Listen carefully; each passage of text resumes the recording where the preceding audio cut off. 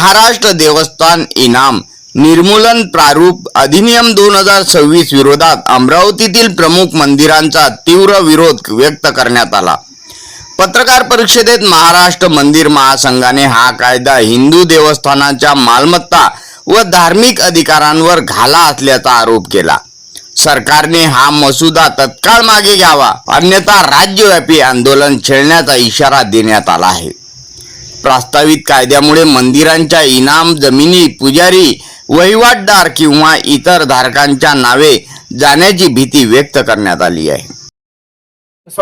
राज्य core committee पदाधिकारी महाराष्ट्र मंदिर महासंघ जो राज्य शासनाने देवस्थान इनाम जमीन निर्मूलन कायदा जो लागू करण्यासाठी एक प्रस्तावित मसुदा तयार केलेला आहे आणि त्या मसुद्यात 5 जूनपर्यंत हरकती दाखल करण्यासाठी त्यांनी एक मसुदा पाठवलेला आहे।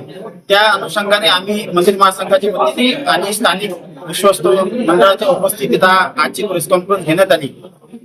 याच्यात महत्वाचा मुद्दा असा आहे की हा कायदा जर महाराष्ट्रात लागू झाला तर ज्या देवस्थान इनामी जमिनी ज्या कोणत्या कब्जेदाराच्या तो अनधिकृत व्यक्ती असेल तरी ते कायदा लागू झाल्यापासून त्याच्या नावावर विना मोबदला होणार आहे, त्याला त्याचे कोणतेही पैसे भरावे लागणार नाही।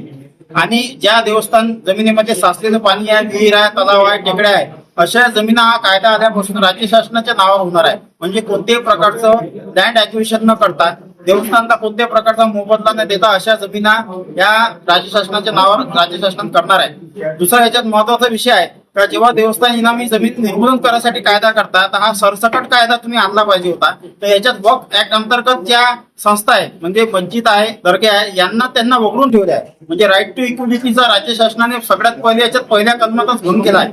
असं असताना आणि माननीय विविध उच्च न्यायालय, सर्वोच्च न्यायालयाचे स्पष्ट निर्देश आहे तर देवस्थान इनाम जमिनी कोणत्याही परिस्थितीत ट्रान्सफर करता येत नाही। पुजारी असो, सेवेकरी असो, ट्रस्टी असो, ताबेदार असो, कुळ असो, ऍडव्हान्स पोझिशनचे दावे असो, कोणत्याही परिस्थितीत या जमिनी जेव्हा ट्रान्सफर करता येत नाही अशा परिस्थितीत हा कायदा प्रारूप समोर आणणे यासाठी याचा विरोध करण्यासाठी महाराष्ट्र मंदिर महासंघाने पुढाकार घेतलेला आहे।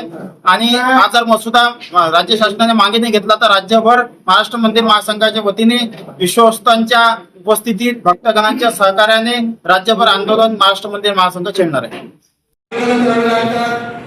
कुठेतरी कमिटी नेमावी लागते, या सगळ्यांचा निर्णय येऊन तेव्हा कुठे कायद्याचं प्रारूप त्या ठिकाणी निर्माण होतं। परंतु या सगळ्या गोष्टींना बदलते या ठिकाणी कायद्याचं प्रारूप ठेवण्यात आलं। लक्षात घ्या, महाराष्ट्रामध्ये धर्मांतरण विरोधी कायदा झाला, यासाठी लाखो हिंदू रस्त्यावर उतरले, लौकिकाच्या संदर्भात मोर्चे झाले, अनेक प्रसंग निर्माण झाले, त्यावेळेस पुढे कायदा झाला। पण शिगा कायद्याच्या बाबतीत कुठल्याही प्रकारची मागणी नसताना या ठिकाणी कायदा करण्यात आला। कशासाठी तर मंदिरांना जी इनाम दिलेली आहे जमीन, तर ती या भूमाफियांच्या घशात कशी जाईल याचं नियोजन पूर्ण या कायद्यामध्ये आहे। या ठिकाणी सांगावंसं वाटतं की ही जमीन कोणाची आहे तर ही त्या भगवंताची जमीन आहे। कायद्यानुसार विश्वस्त व्यवस्था अधिनियम 1950 च्या अंतर्गत अन्वये देवस्थानाची मूर्ती कायदेशीर व्यक्ती मानली जाते आणि भूमीचे मालक हे भगवंत असतो। असे वेगवेगळे न्यायनिवाडे आपल्याला न्यायालयाने दिलेले आहेत आणि प्रत्येक न्यायालयाने, उच्च न्यायालय असो, सुप्रीम कोर्ट न्यायालय असो, तर या ठिकाणी भूमी संरक्षित केलेली आहे।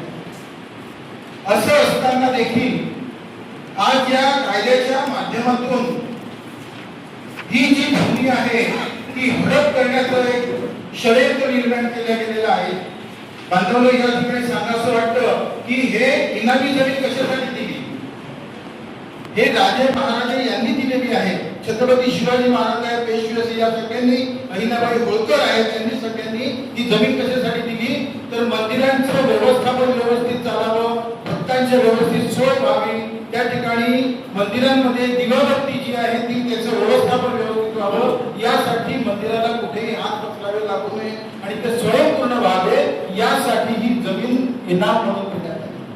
ताज्या घडामोडी आणि आपल्या शहरातील बातम्या बघण्यासाठी नंबर 1 न्यूज चॅनलला सबस्क्राईब करा, शेअर करा, आपल्या प्रतिक्रिया कॉमेंट बॉक्स मध्ये द्या।